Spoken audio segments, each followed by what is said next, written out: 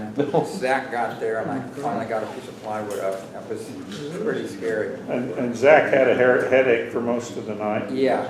Did he have any nasal irritation or red eyes or anything? He was just complaining of a headache, so they got out of their place and came up to mine. Okay. And hung out there for most of the night, and then we couldn't smell it, so then they went back down. They live about a quarter-mile away, right at, not too much past the end of Hinalo. I'm going to interrupt just to say that Carrie's going to video this, and anybody that wants to get a video, a statement, you know, at the end. Yeah, and also if you want to say something not on video, feel free, and Carrie will shut it off and we'll listen to you. It's just we're trying to be sure we don't miss the documentation of it. Sorry, Jim. It's okay. Dave? I didn't smell anything. I got a call at 8:30. I got a call at about 8:15 that the plant relief had lifted, that Daryl was having trouble getting a hold of PGV, and that he wondered if I could tell folks in the neighborhood.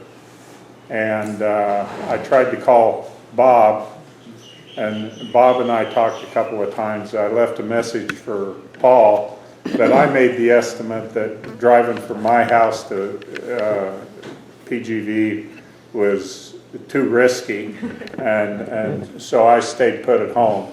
And at some time, I got a call at 6:38 that they just secured the emergency steam relief lift. 6:38? 8:38, and shortly thereafter I lost phone, and so after that I don't know too much of what happened. And I live far enough from the plant that we didn't smell anything. However, today, driving by the plant, we smelled something, and Laura smelled it and got nauseous and threw up and got a bad headache. So I'm not sure, I tend to agree with Bob, I'm not sure that the plant is completely shut down and that there can't be a possibility of leaks. I think something's happening there.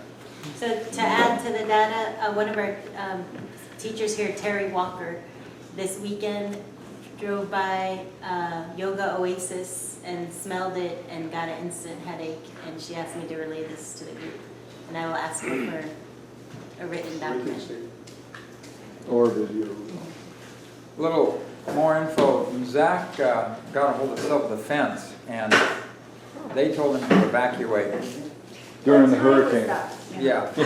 I spoke to them, and I've been trying to find out, should I evacuate? No one told me to evacuate. They issued a public over the radio evacuation. But No, I no, didn't if have you're power, feeling ill. so I didn't have. Huh? If you're feeling ill. What it said was, if you're feeling uncomfortable. Yeah, that's, if you're feeling Drive out into uncomfortable, the it's your hurricane. choice Drive into to the leave. hurricane and drive up to the Pahoe. Yeah, well, trees are, plants are And going, good watch out luck. for trees. We have many things planned, or we have 3 or 4 things planned, but one of the things we're going to do, can I read the letter real Yeah, quick, sure. Bob? One of the things we're going to do is we're going to have a open letter to Governor Abercrombie, both senators, both representatives, Mayor Kanoy, and all of the state legislators. And it'll be CC'd to EPA because we're already. And it'll be working with CC'd to EPA Region 9 because we're already in discussions with them. And I'll read the letter because it gets to some of the things that you're talking about, and it may be easier just to read it now so you know that where we're headed.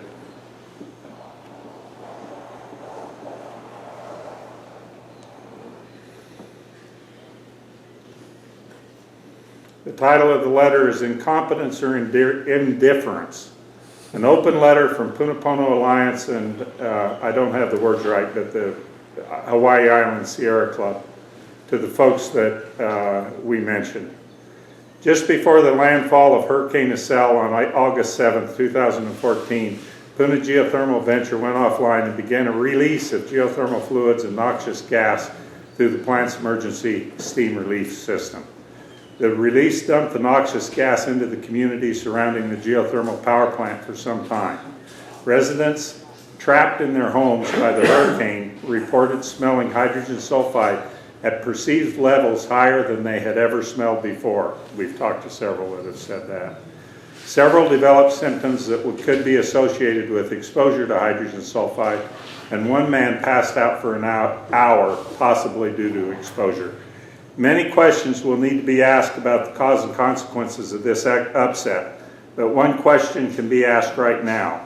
Why was the plant operating when Hawaii Electric Light Company, PG&E, and state and county regulators all should have known that operating the plant during a hurricane would possibly, in fact, probably lead to an upset? To understand why the decisions made or not made by HELCO, PG&E, county and state regulators need to be called clearly into focus, we need only to review the last major upset at PG&E on March 13, 2013. On that date, PG&E was operating near its maximum power, and maintenance was being performed on one of the 2 transmission lines that take that power from the geothermal plant to the rest of the island.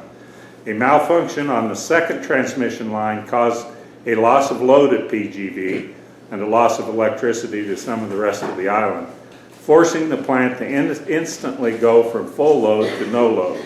This caused a dangerous overpressure condition in the power plant, which required the emergency steam relief system to dump geothermal fluid with high concentrations of hydrogen sulfide into the air. Discussions between the U.S. Environmental Protection Agency, the State Department of Health, the County Civil Defense, and the community continue regarding corrective actions stemming from this incident.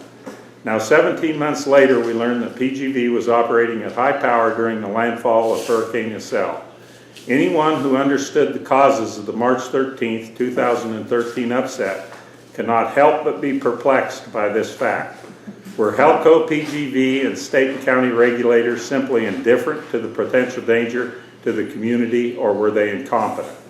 Any intelligent, informed person clearly understands that transmission lines will be lost and electric grid malfunctions are likely to occur during a hurricane.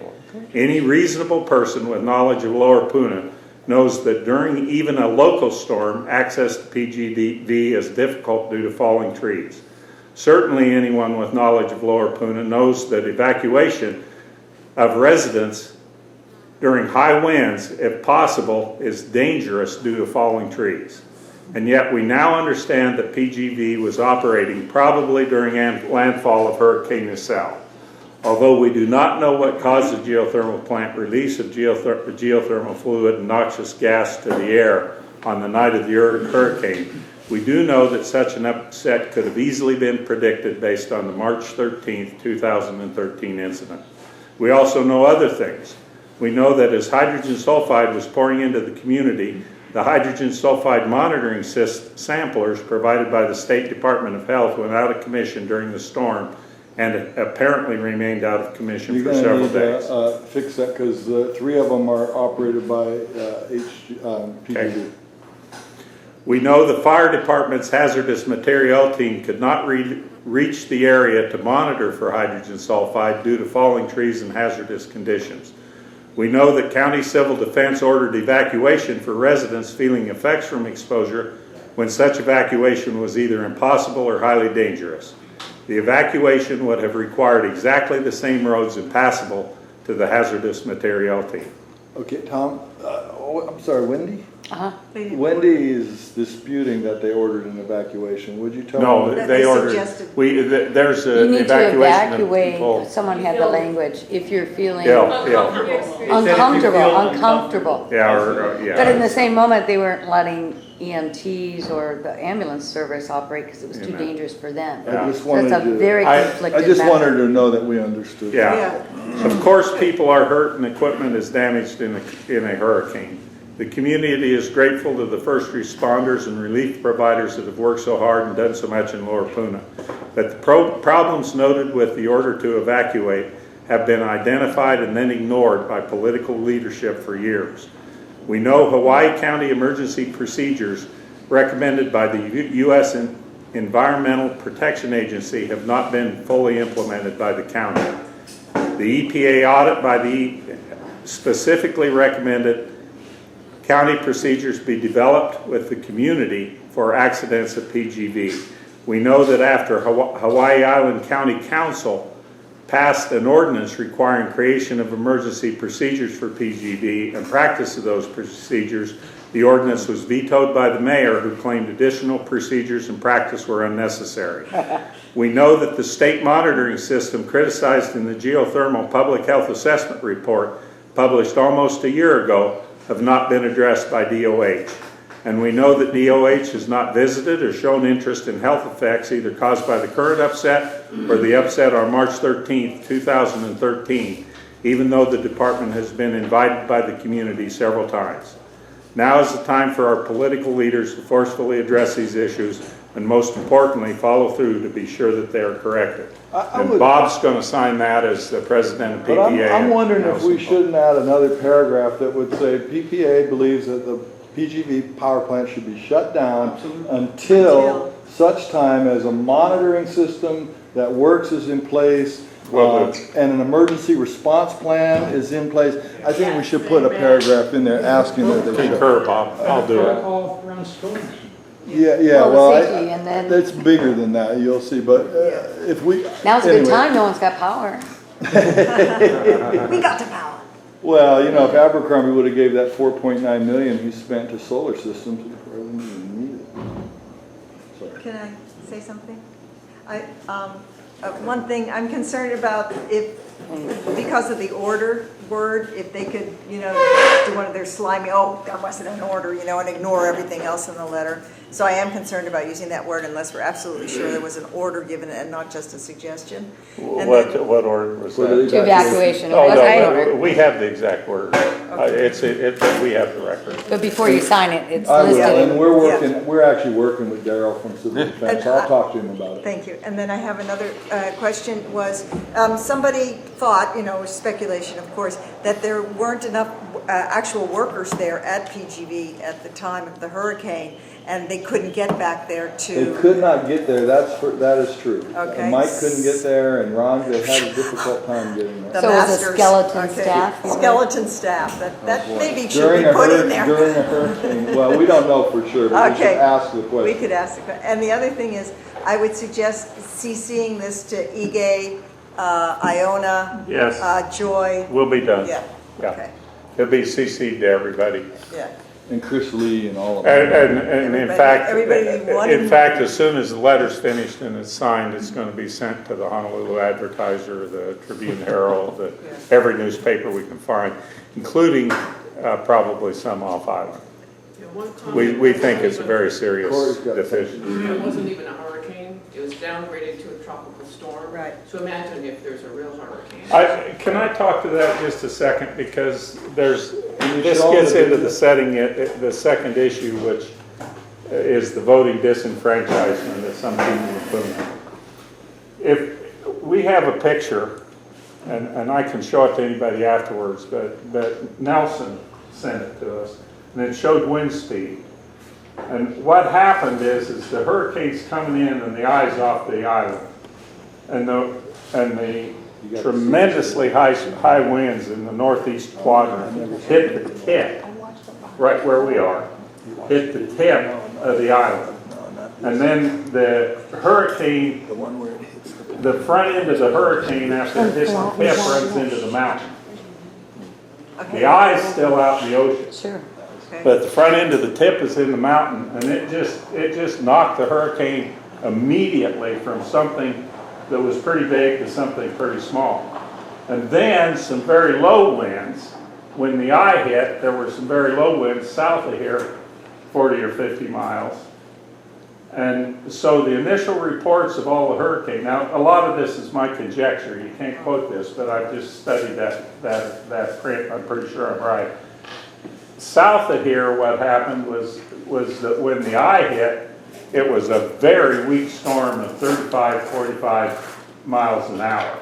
And so it took, I don't think Civil Defense knew there was a big problem in Lower Puna in terms of trees and homes destroyed and stuff. I don't think they realized that until sometime late Friday. I think until late Friday, they thought everything was okay. Because if you read all of the reports and stuff, none of them talk about Lower Puna, and yet Lower Puna suffered most of the damages. So I think that we need to be careful.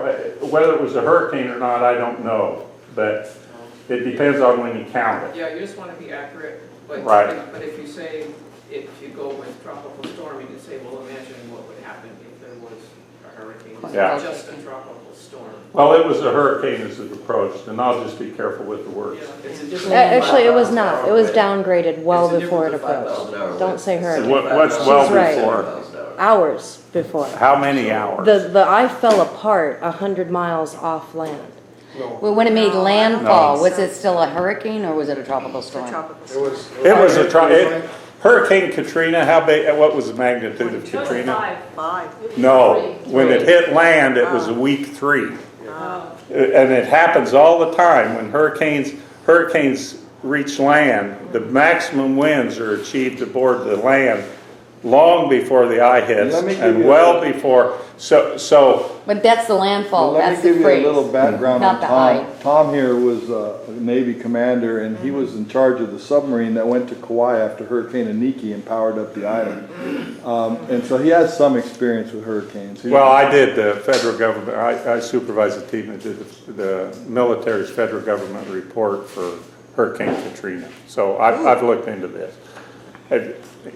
It's conjecture on my part, but it's not But he's uninformed educated. conjecture. He's Educated educated. conjecture.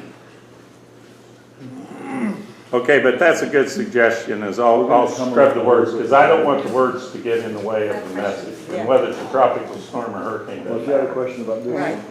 Sustained. Tom, we got a question over here. This might be silly.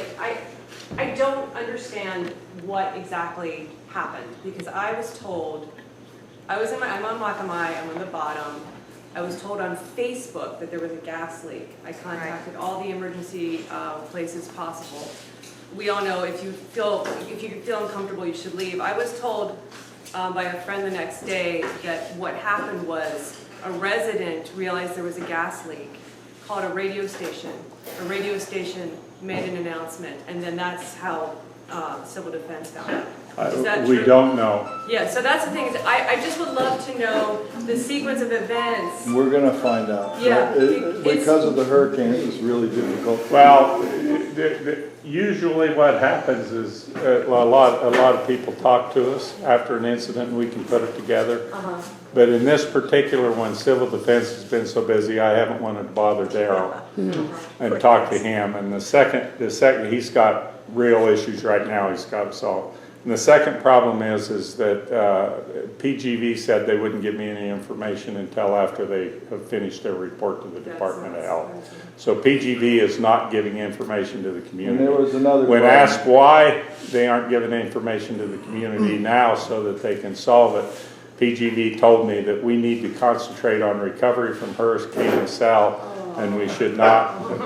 So they told me I was out of line asking the question. Yeah, how dare you, Yeah, wanting information? you're gonna do that. Meanwhile, is it shut Well, there down? was one We other don't know. thing, and we didn't have phones or internet either, so we couldn't communicate with PGV, we couldn't communicate with anybody like from the area there, you know, and we couldn't get out of the area, so there was a complete breakdown in communication, and so and we haven't been able to put all the pieces together Yeah, quite that's what it yet, seems like. but we will. Oh, yeah. But the letter is hopefully written so that it discusses, Every point, yeah. well, most of what we've talked about may or may not have happened has nothing to do with the point of the letter, which is the plant shouldn't have been operating anyhow. Right. First place, yeah. Plant should have been shut down before the hurricane ever Got one arrived. behind you, and then we should probably get going back with the state. So I'm Sabin, and Nikki Conti is my wife, and she, yesterday at the corners of Leilani and Pohoiki Road at 1 o'clock, driving into town to get some internet service and do some work, smelled very, very strong gas. Experience And every day. at that point in time, there was no internet, no phone to make a report And actually, we don't really even have civil So defenses now. Siobhan, what we were doing is we're Just gave- gonna make video statements, or we wanna get all this stuff documented and get us, please, a copy of that. And Carrie right here sitting next to me is shooting video testimonies right now, I so. tried to get Nikki to come so she could do, but I am representing her, and that was her report. Headache? Just strong smell. Did she get a headache? She didn't tell me that she got a headache, but Okay. she had a very, But you are gonna get us that information in writing or on video. exactly. Yeah, and if you want to just video yourself with the phone and send us a video. Okay. Do we have monitors? No, There are no monitors. So Not right yet. now, we don't have any, So there's no actual scientific documentation. there's no monitors, all their monitors aren't working at this time, I'm there's going nothing. to turn it over to you, Barb. What's your question? Are there monitors? There are, the official monitors used by the regulators to determine if PGV there are 4 of them. There's one that's the Department of Health monitor, which is up in Leilani Estates. There are 3 on the perimeter of PGV. Those monitors went out of commission when the power was lost, sometime around the time that the emergency releases. So there were no monitors. Hazmat, the hazardous material team, could not access the area. So they couldn't bring in the monitors that they tried to bring in. The community has no monitors yet. We're going to get some. Civil Defense is working with us to get some, but we don't have any yet. So the answer is that essentially there is no, and I'm not going to use the word scientific, I'm going to say instrument monitors that reveal hydrogen sulfide. One of the most sensitive ways of determining hydrogen sulfide in the world is smell. There's 2 problems with it. Each of us have a little different threshold. Bob's appears to be somewhere around 3 ppb. Mine's about 50 ppb. And so it depends on who it is. But I wanna. But it's still a very sensitive monitor. No. And there are people all over, people in this room and everywhere else that smelled hydrogen I want to sulfide. introduce Chris Bitkoff here in the back. He's a monitor, Biltkoff, I'm sorry. But there's no, he's a monitoring expert. He worked for the military at a hazardous weapons disposal site. And I believe if we can get the source data, we might be able to do some modeling. He's helping us design a monitoring system now that it's gonna take some time, but we're gonna ask to have the plant shut down until we get this done. We need to understand, though, that relying on a handful of samplers, and they're not monitors, they're samplers, okay? It's a very important distinction. Because, in any case, relying on a handful of point samplers is not a monitoring system, even if it's working, okay? There is no assurance that a handful of samplers is going to detect the cloud and provide a picture of what is coming out and going into the community. It just doesn't work that way. What we need is a dispersion model that runs continuously and gives us a picture supported by meteorology and the source terms. We know what's coming out of the pipe. Gives us a picture of what's happening, and that should be the basis for decision making about whether to evacuate and who is getting, the gas and that sort of stuff. And Chris's statement is what we're currently in discussion with EPA, the Department of Health, and the County Civil Defense. And interestingly, for everybody's information, the County Civil Defense and us are standing side by side saying that the samplers currently installed are insufficient. Yes. And Chris is the lead guy on that. Okay, I have a question for you, though. You say that the PGV is developing a report of some Yes, sort to that the they're gonna Department send to of the Health. Department of Health. Are we going to get a copy of that? Yes, I've been promised a copy. I've been given no preliminary information. Soon, I hope, yeah. He said Not 2 days. next year. He said hopefully by And Thursday. before the meeting's over, we're gonna be developing an action, and we haven't decided if we're going to the Department of Health yet, or if we're going to PGV. That's one of the things we're gonna discuss later, is, how can we apply pressure now to, get this stuff moving along. Yeah, we've had fiddle farting around too long with the Department of Health. Something has to happen. And now is a very good time to put the pressure on, because We're gonna come up with something. Clarifying question. You have no monitors. Right now, 0 monitors monitoring hydrogen sulfide anywhere on this island. Clarifying. I don't know They about have everywhere, handheld, no, they anywhere. have handheld, hazmat has handheld, civil defense has deployable, but there's nothing deployed or accessible. And there are all kinds of monitors at PGV. Right.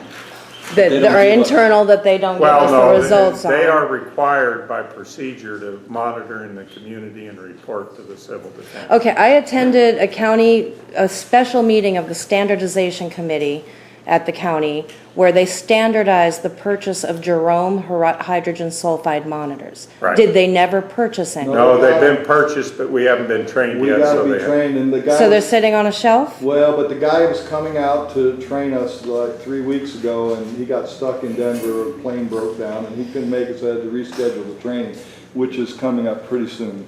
The monitors are available, the community volunteers that will have access to those monitors is available, the training has not occurred. Okay. So we don't have them available to us right now. And is that a sampler, or is that? It's a sample. Well, it's a there's sample. a sample. Please understand. Let me say something about sampling and monitoring. Okay, you monitor with your eyes,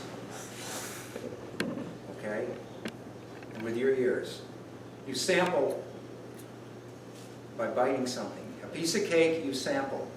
You have to be at whatever you're sampling has to be in physical contact with you in order to sample. These geromes are samplers. The gas has to be at the gerome in order for the gerome to register the gas. And it moves around. It is a sampler. Yeah, disperses, And it's a right. very important distinction, between sampling and monitoring. Yes, ma'am. Does the EPA have a standard procedure for monitoring outgassing from geothermal anywhere? They have regulations, yes, and the regulations have, it's a big complicated thing, and you're supposed to have. I don't need the list, but they have. Yes. You don't have to reinvent the wheel. No, we don't have to reinvent the But it's wheel. not happening here. We though. have to read the law to the people who are not applying the law and make sure they follow. What happens is EPA is responsible to the federal government for enforcement of the Clean Air Act of 1977. Is that the right year? Anyhow, it's an old act that says you have to keep the air clean. EPA has delegated the authority to regulate that to the State Department of Health. The discussion between the community, civil defense, the State Department of Health, and the EPA is we're contending that the State Department of Health is not competent in, it doesn't have the wherewithal, or competence. Our exact words is they don't have the wherewithal or competence to enforce the Clean Air Act. So we're currently in discussions with the EPA about that on a non-legal, at an administrative level. Oh, very goofy. Yeah, which is, yeah. Well, it's important that it's administrative because after the administrative level is done, then you can start to consider legal things. But hopefully we'd never get there. Hopefully the EPA will say we agree with the community and the Department of Health has to get serious. But this current outgassing during a disaster, in essence, would be at some point possibly legal recourse for demanding that the EPA act on this in a more. There are many possibilities presented by this event. Thanks. If I may, Of which That's I'm a little confused as to, we knew that a hurricane was coming and bearing down on the island. Right. We knew it was basically going to be hitting somewhere in lower Puna. Where it would be landfall, somewhere in Puna. Why was PGV ramped up to full capacity when the chances of trees breaking power lines? You missed the letter. You missed the letter, it's all in that letter. Oh, okay. Tom, there's another question here, another question. And we've got one over here with Michael, he's been waiting too. Thank you. So just on that same point, so the EPA can say to geothermal, shut it down now. Yes. That's who we're ultimately trying to petition. The state's Well, saying either way. I'm not going to go so far. I would be pleased if that's what they decided to do. That what we're saying right now is the State Department of Health is incompetent, and the EPA might say we're taking over regulation of the Clean Air Act from the State Department of Health, or the EPA might say shut it down, or the EPA might say State Department of Health, you have 30 days to give a new plan to us. Or they might say, community, we don't believe you, Right. and we want to stay with the State Department. we are gonna- But those discussions are underway. And we are gonna, Puna Pono Alliance is gonna ask that the plant be shut down until such time as a proper monitoring system is in place and an emergency response plan. So we are gonna ask. Emergency shutdown. We think they should shut the plant down until they actually get an emergency response plan that works and a monitoring system that works, yeah. And that's what we're gonna ask At for. their budget. We can't, I mean, EPA, it's gonna be a back and forth. We don't know what's gonna happen. So Michael has a question, I'm sorry, Michael has Well, a question. we were in the middle of doing testimony and we got into discussion. I'm eager to give my testimony. You go ahead. What's your last name? Michael Hill, and I documented most of what happened to me on my Facebook with all my friends, and I didn't hear about any of the symptoms or anything from anybody else. About 7:30 or so. Where's your house, Michael? We're a couple blocks from the bottom of Leilani, within the 1 mile zone. In a valley, I'd say. Ho'okupu Street. And about 7:30 or thereabouts, we heard the jet engine go off. At first confused, thinking it was the hurricane maybe making some crazy noise, but then saw it was only directional in one place, the power plant. Went outside, looked, saw, heard, and then we smelled. We both got scratchy throats. A headache developed very quickly. Somewhere around 7:38, I called 911 to report the noise at the plant. They said abruptly, yes, we know about the Puna Geothermal plant. Bye, click. Nothing more I could say to them. They hung up on me. And I mean, I was trying to be understanding because it's the middle of, the storm or whatever. So I let it be. I guess they'll let us know something, right? So at that time we still had some connection. We're watching Facebook and such, and other people telling that there's a gas leak already on Facebook, not from the mayor. And then I called 911 again. Well, I called Puna Geothermal numbers, the ones that I had, what I thought was the emergency line, and it just went to phone mail. So I hung up and then called another number. Nothing. That was between 7:30 and 8. Somewhere around after 8, I called 911 again to ask directly, because of the smell and the feelings we were having, if we should evacuate directly. And they asked somebody else, and they said, no, at this time, we're not saying to evacuate. Soon after that, I saw a Facebook message that somebody had linked from somebody else, from the mayor, saying that if you're feeling effects, that you should evacuate. So we started getting our people together in the house, 4 of us at the time, the dog and the cat, piled into the car and tried to drive out of Leilani, where we found all the roads were blocked, including blocking the fire department in Leilani, at least 2 trucks. And they said, you can try and go this way or that way. So I tried to go this way, and the storm was starting to bear down. No luck. We drive by the fire department again, and I had explained to them that we're trying to evacuate due to this smell, and they said to evacuate if we're feeling effects, we're feeling effects. They said, right now you're not going to be able to get out. Best thing to do is go back to your house, close the doors, stay inside and windows. Right now, he also said something after like being on the radio or something, that it's testing 1 part per million and it's dangerous at 2 part per million. I don't know where he got that, but it seemed like it was one of the fire department that was in Leilani at the Well, at around 8. 1 part per million is 1,000 parts per billion. Well, And the violation is 25 parts per billion. I'm repeating what he said. No, I just telling you, I believe it, and I think it was at least 1 part per billion. And the actual evacuation level is 1 part per million. That triggers an evacuation. That's what Well, that's what he said to me on the street at the corner of Leilani and whatever, where the tree was down. That it was 1 part per million, and it's not dangerous until it's 2 parts per billion. Or million. Billion, he said, million. And he had a sampler.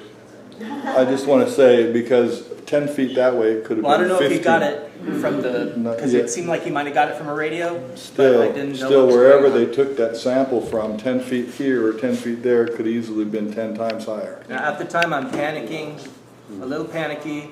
I'm also feeling groggy and clouded in the head. So I head back home, and I'm telling everybody, look, you just got to stay inside. There's nothing we can do. So we all go back inside. We make up a bed in the closet, walk-in closet. I'm not even finished. I'm like not even finished making the bed, and I'm out. You passed out? Out. That's the second person that passed out. I did too. I was out for 12 hours, almost 12 hours. Oh my goodness. Boy. She I tried to tell wake you. me up with the light and shaking me. The middle of the storm is going on. I like to watch storms. I'm a light sleeper when it's stormy out. I usually sleep 6 hours a night. Believe us now? I'm pissed. I'm scared and I'm pissed. I went to, woke up the next day,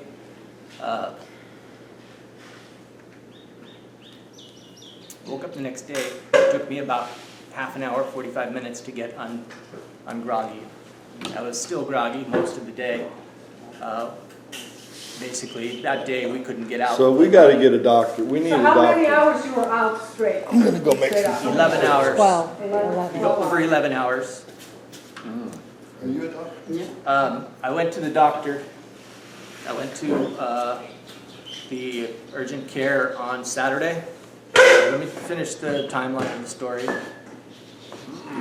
So that day, trying to get clear-headed, scratchy throat, headache through the day, going on and off.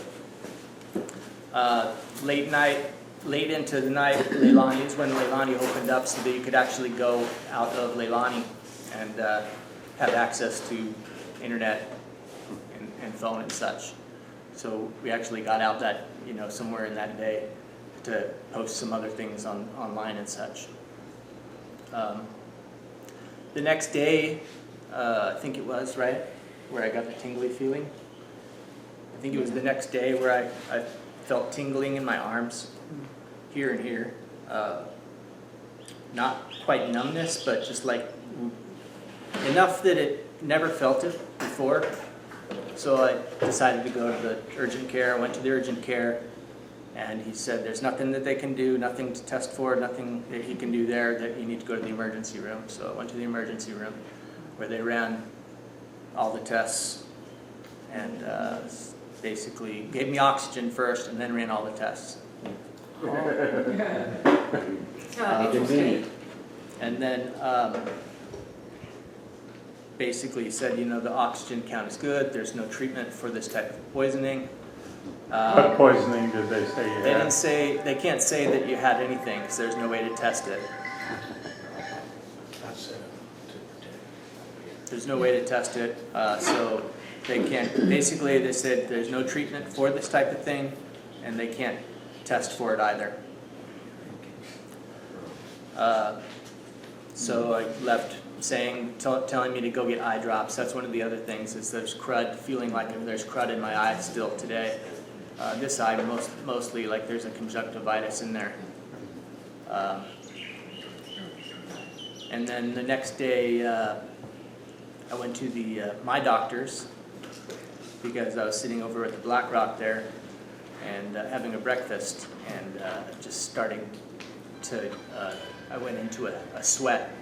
Now, all the times that I went to the doctor, each time, the 3 times, I had a low-grade fever, and usually my temperature is lower than normal, most people. So I had a low-grade fever for normal people. Went to the doctor this time, and they said there's basically nothing they could do. They don't have any. They were going to test me for the flu to just make sure of that, but they didn't have any flu devices on hand. The first doctor I went to on a note did test for strep just to make sure to rule that out. No strep. So that's my story. I still have the conjunctivitis in my eye and had a heat sweat today and felt the fever again. I just like to add something. It's been proposed and done in the past, if you soak a towel in sodium bicarbonate, baking soda, that it may have abated some. I'd like to see some data on that, but I know that bases do break down H2S. So that might help. Of course, it's not a real good solution, obviously, but if there's nothing else, it might be worth trying. You put that at your door? I'll mention one other thing. Over your nose. You make a Oh, solution you do a and you treatment. breathe through a towel with that wet. I'll mention one other thing just to kind of back up. When she was trying to wake me up, I guess she checked on me a couple of times a night, and one of the times she thought I looked dead because my eyes were puffy and red. And just sleeping and not so hard, I guess. And then some of the days I've had a very splotchy face. I just talked to Civil I guess I have it right Defense. now, I don't know. I just talked to Civil Defense. They're gonna set up some kind of emergency medical center out here tomorrow. So everybody can go to the doctor there and we can kind of get all that information in one place. If anybody that wants to. So as soon as I get that information, I'll send it out. I just wanted to say, because we live on Hinalo, I don't know if you're in here one last time, my husband, but he slept today until 1. That's totally not like him. He's been having the sweats. He had goopy eyes that I took his picture, because I was like, this never happens to him. Thick green goop. You know, and I just remembered all the stories from 2 years ago, and I'm watching it happen in my house. And I'm watching everything unfold like we've been so afraid about. So anyway, I just want to say it was the same symptoms. He didn't crash out like that, but he's been very sleepy since. My kids are okay. They were in the house, though. We never let them out, and it was my husband and I that went on the lanai. We got Dr. Ninu and then Gail. Hey, I'm a medical doctor. My name is Nina Clark. Welcome. Thank you. I'm Tom Travis. Hey, how you doing? I kind of specialize in mitochondrial function. Hydrogen sulfide is a mitochondrial toxin. It's very similar to cyanide, which everybody's heard about. I'm sorry if you need me to talk about it. Hydrogen sulfide is very similar to cyanide as a poison. It's a mitochondrial poison. Now, there's a couple different things that happen when you're exposed to a gas. One is your skin and your eyes and your lungs, everything that's directly exposed to the gas gets irritated, which could give you conjunctivitis or splotchy skin. And then the other thing that happens is your brain is affected because you breathe it in, and the olfactory nerve goes directly into the brain. There's no blood-brain barrier there. And hydrogen sulfide is very much a brain poison and a nerve poison. So to be getting numbness, tingling are very typical symptoms of that, as well as being extremely sleepy. Would you give Daryl at Civil Defense, head of Civil Defense, a call and talk to him about this emergency center tomorrow? Right, I will. You just got to give me the number. I will. But there's a couple more important things to say. So being sleepy is a neurologic symptom. Being numb and tingling is a neurologic symptom. Not being able to think straight or get your words out exactly clearly, those are all neurologic symptoms. In a really high dose, of course, just like cyanide, hydrogen sulfide kills you rapidly. In lower doses, it causes brain damage, which may or may not be reversible. The mitochondrial poisoning aspect of it affects your entire body because there's mitochondria in every cell of your body except your red blood cells. So the doctors that you saw gave you misinformation because most doctors don't even know how hydrogen sulfide works, and they certainly don't know how to test for the poisoning. You need to test mitochondrial function. It's a urine test, believe it or not, and they can also check your lactate level in your blood. And they should have sent urinary organic acids immediately as soon as you were exposed and symptomatic. They should have also sent your blood lactate levels. I'm sure those are not the tests that they got in the ER because I know the standard test that they would send. And so they didn't test you for what they needed to test, which is mitochondrial function. In addition, there are treatments, and the treatments vary depending not only on the symptoms, but on which part of the mitochondria is affected. And the tests can show you that. Now, if people were to get tested tomorrow, like if civil defense or someone is willing to pay for this, or if people are insured, and anyone who's insured, their insurance should cover it because you've been exposed. But if you're not insured and you're not covered, I would hope that... No, don't worry about that, we'll get that thing done. Anyway, so these tests could be done tomorrow. The urine ones have to be first morning urine, and you should be not exactly dehydrated, but Can you you should talk not... louder? I'm sorry, it's just hard over the rain. The rain is, yeah. The urine tests have to be your first morning urine. Okay, so because that's the point when your organic acids are most concentrated. And you shouldn't drink, if you're going to do this tomorrow morning, assuming that they will do this, whatever day you do it, you shouldn't drink much fluid in 8 hours before you go to bed. And then you collect your first morning urine when you're just a little dehydrated because you haven't been putting much fluid in. And that concentrates the urinary organic acids and allows you to see the levels in the brain sugar is much better. Certain of those acids will be way out of whack with your mitochondrial malfunction. And lactate is something that goes up in your blood when your mitochondria don't function. So there's definitely tests.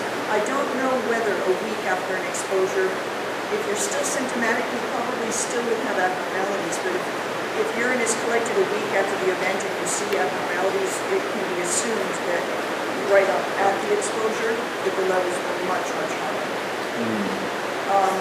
Recovering from mitochondrial insults takes time for some people, but there are things that can be done to make it better. And I can't really just say, oh sure, I'll see anybody anytime, but maybe I can work out a way to have people come and visit me where I work in Guinea. I know that's a stretch, but you could have access to my knowledge that you got your test results.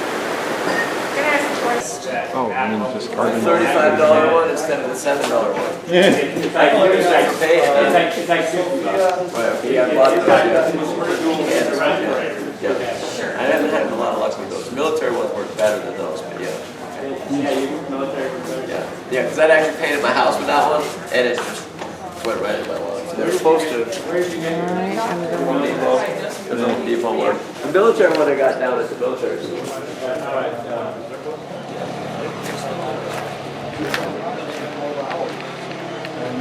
This guy? Yeah, same kind of thing. I was This woman? You can see a doctor since that day? I went to saw a doctor today. And we have a doctor here as well. He said, I called the doctor, but you can't see the computer.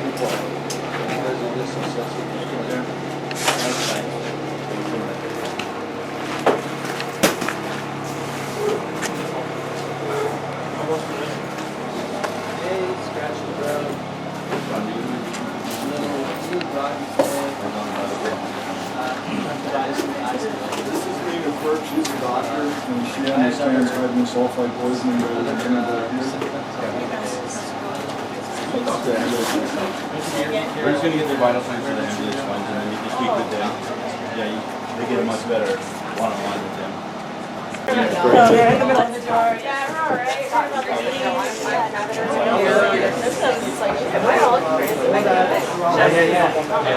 Yeah, we had it down in our place.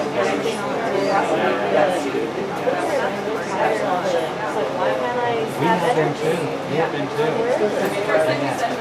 it is. It's really strange. Yeah, let's know. You know my mom? Yeah. She was telling me about coming over, you know. Yeah, okay. I guess we haven't finished our postponing it. Yeah, well, good. Yeah, they just have their car go out, so. Yeah, I just got driving down the cell phones to show. Oh, you didn't even have anything that, you have AT&T? Yeah, well, Yeah, I have Verizon. after we all get back to normal, let's Because take I it have never been off. someone service at my house. And I was like, Yeah, exactly. We're gonna do that.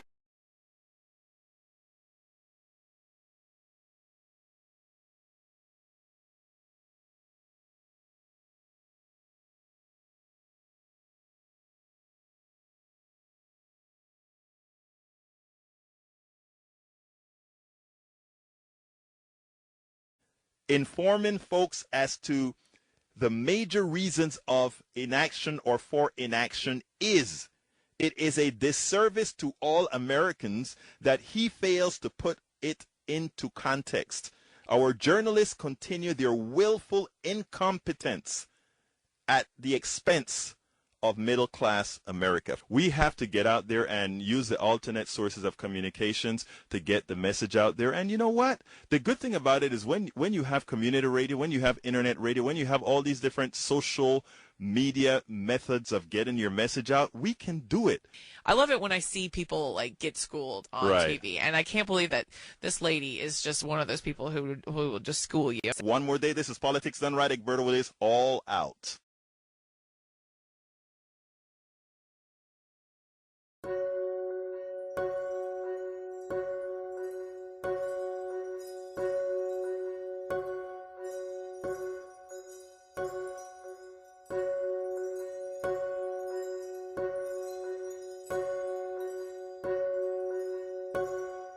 Дорогие друзья, близкие и незнакомые, соотечественники, люди всех стран и континентов, через несколько минут могучий космический корабль унесет меня в далекие просторы Вселенной.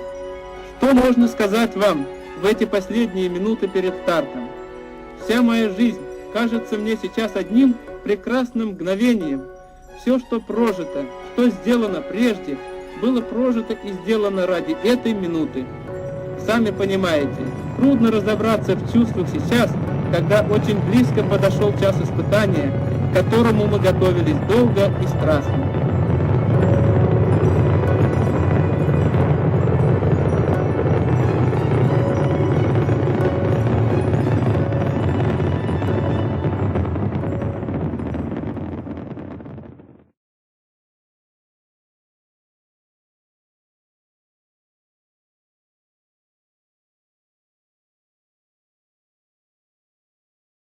In one example, Mr. Chairman, he blended Elton John, Notorious B.I.G., and Destiny's Child all in the span of 30 seconds.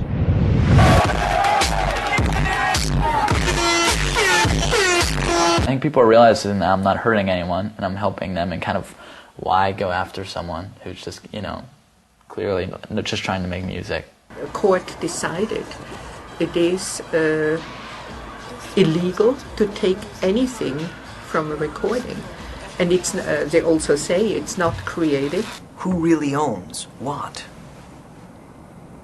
And what is the purpose of copyright?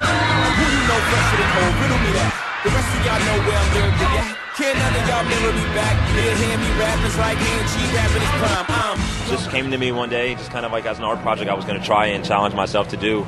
I had always kind of mixed up different genres of music and everything, and I hadn't done this particular thing yet, but it just kind of came to me. And I thought, well, maybe I can do it, and took a few weeks and just did it. And then, after it took off from there, it just kind of got out of hand. It got kind of crazy.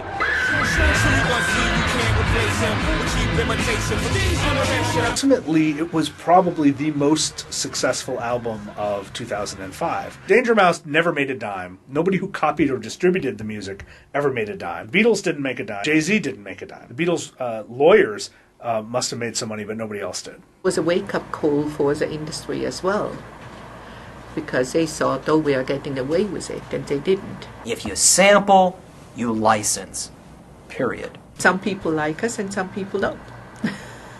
That's always the case when you have a lawsuit. I'd be happy paying royalties for every sample on the record, but that's not what it would be. To actually license a sample would cost millions of dollars, which I can't afford. But in a theoretical world, if I could clear every sample on there, and I had $1 million or $1 billion or whatever to do it, it would still take me probably, 50 years to go through, the legal hassle of figuring all of that out. And that's just absurd. I feel like I did my own work, but I absolutely, owe them all a little credit because they're blatantly on the album, and I have a lot of respect for all their music.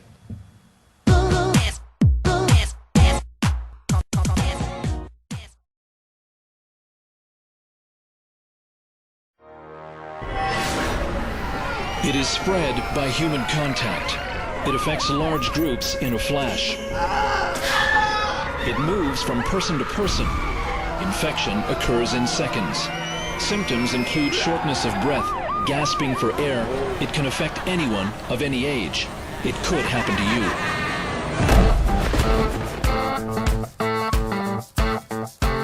My name is Albert Nuremberg, and I work as a journalist. It seemed like I had lost the ability to laugh. With climate change, the economy, and terrorism, it felt like the whole world had gotten so much more serious lately. No, you cannot smile, sir. Just for Canadian passport, you can't smile. Laughter's hiding in plain sight, and we spend a lot of time trying to understand the meaning of words. But we spend very little attention trying to understand laughter. I think most of the laughter which comes in our real life is not from comedy jokes or humor. It's all about being together. It's extremely contagious, and I've yet to come across anything that's showing a neural response that is more contagious. Laughter isn't ugly. It's beautiful. Laughter's not evil. It's fun. Laughter won't kill you, but it might save your life. And maybe it's not so hard to laugh a bit more. You just have to give yourself permission. More of his brain is laughing than in an average person? I think so, yeah.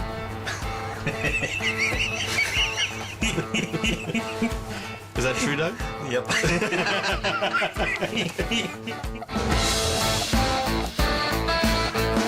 I didn't know you could lose your laugh, but when I did, I wanted to know everything I could about laughter.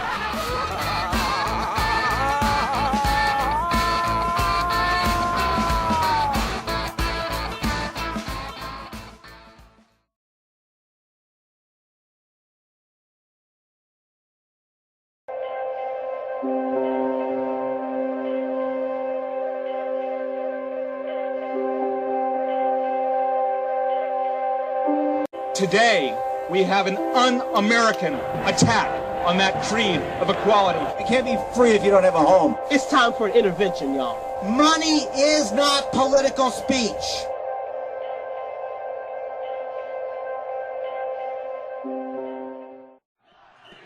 I would say we need a democracy movement because we need a democracy.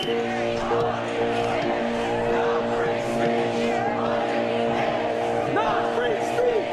Money is not free speech! Not free speech! Money is not free speech! Money is not free speech! I like to say that the most dangerous threat to democracy in the United States of America is the mistaken belief that we actually practice one. Imagine if you will, the debate around healthcare had there not been elected officials with a commitment to pharmaceutical companies and insurance companies. The prison system, along with the education system and the healthcare system, are three things amongst many others that I believe should never have a profit motive attached. The Move to Amend's amendment that we're promoting will basically break the iron grip that wealthy individuals and corporations have over our democracy and allow the people to rule as they're supposed to.